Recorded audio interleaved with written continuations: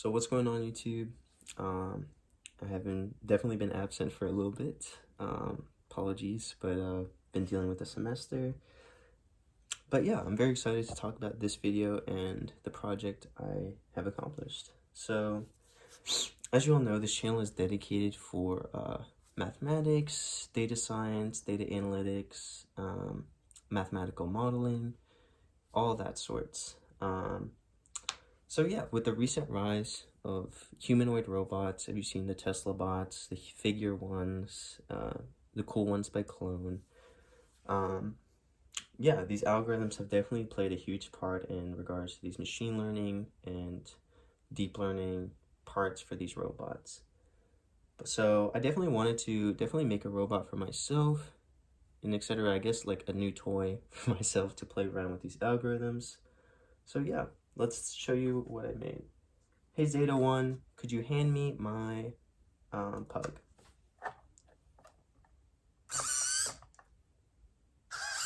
Oh.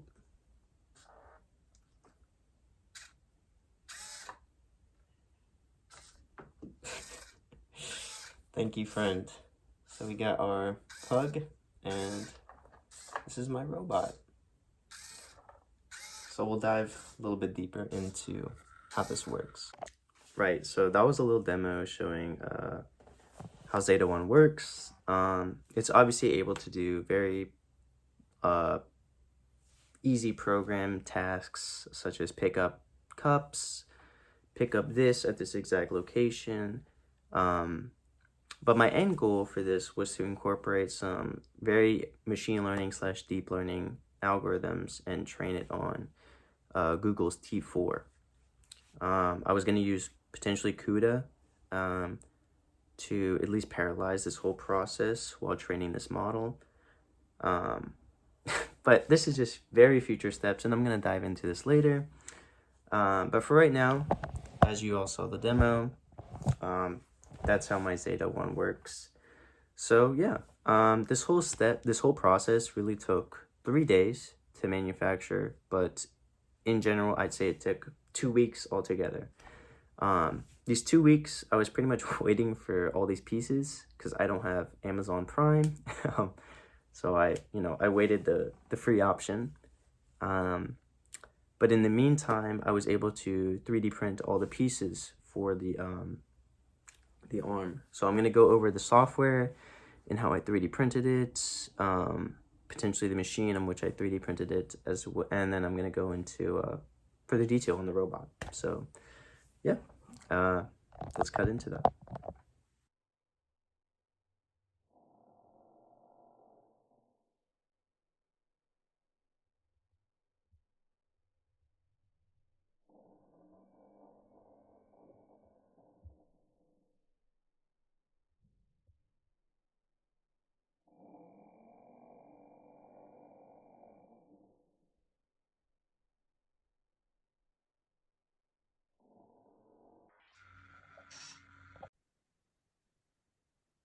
Okay, so last time we checked, I was basically describing our future steps and how I wanted to build this robot. But one thing I forgot to mention in the last part, I am a college student. I am literally just on my winter break right now. Um, so that's why I have this time crunch I have to deal with because once the semester starts, obviously I have to go to my classes and then deal with my applying for stuff, as you all know. But anyway, this was just a fun project I wanted to do that used my knowledge. So yeah, and also another background information about myself. This channel, as well as me, am dedicated to basically AI algorithms and mathematical models or data analysis / data science. So that's what this channel is dedicated for if anyone's interested. But as I promised, this is the software I used. It's called Orca Slicer. And this software is very beautiful because it allows you to automatically just change it into to slice your code and then export it into a G code file. And this is how I made my pieces while I was waiting for I guess the other pieces I ordered on Amazon, but like this is the robot pieces that I 3D printed using this software. And this is just one gear. This gear is actually on the hand. But yeah, so this is the software I used, and this is the process I did for every single one. So I sliced it and then exported it into G code, in which I put into a USB, and then the USB went to a micro SD card, and I plugged in the SD card into the printer. So yeah, um, after this, I'm going to explain all the chips needed for this in order to work. So yeah, I'll cut to that now. So first things first, this is otherwise known as the Adreno, or the main chip used to literally power everything and plug in our code. This guy literally powers everything. And yeah, so I guess I'll cut to these jumper wires, which you need. You need these jumper wires, which plug into these specific ports. Um, and then next we need our servo driver, otherwise known as our PCA 9685. And this guy basically powers all the servo motors in our robot arm. And the only other power extent we need is we need two jumper wires. Make sure you plug these into the right place, or something literally might blow up. And you need just a 5-volt battery pack, even though I think this is like 4.8.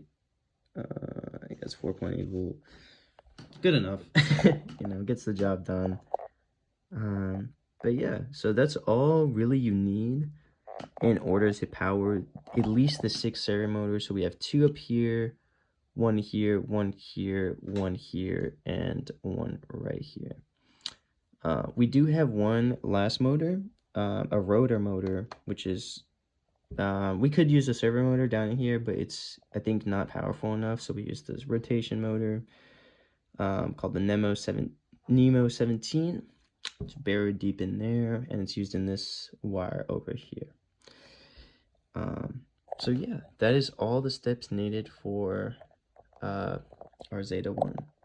Very cool, and I love this chip. Really recommend this to anyone else who is interested in just playing around with robotics, or at least in that regard. So yeah. And here's the code for that basic task. So yeah, before I describe this code, the software I use is called Adreno IDE, in which you connect to your little chip here, my Adreno Uno, and yeah. So basically, the way I program each server motor is by each channel. So each of these are channels, and you can see the wrist and the claw are in the loop, as you saw in that previous clip. Um, but yeah, here basically describes the angles in which they move in that regard. So yeah, this was definitely very cool from a programmatic standpoint, at least just to see how all of this works all together. So yeah. Yeah, so anyone interested, there it is. Cool. Okay, so anyone who made it this far, I want to congratulate you. And this is just some key takeaways and last steps, if you had, or if I had further time. So the next step I would want to do is I have a webcam, and I was going to add that in through USB to the chip, and with that I could add detection algorithms. So say the arm can now detect, cubes, and put these cubes in a stacked arrange order. See, that would be super cool. Of course, we need models, and in order to do this, we need a GPU. So the GPU I really recommend, or at least I would use, is the T4 offered by Colab for free, for a limited amount before you get kicked off. So just a warning. Yeah, and that GPU should should do you well in regards to training these models. Of course, the languages I would recommend are either C, C++, or CUDA, specifically CUDA, to parallelize at least the whole process and make all of your hardware run smooth. So, yeah, this is my robot, Zeta 1 Mark 1, and I hope to see you guys later with Mark 2.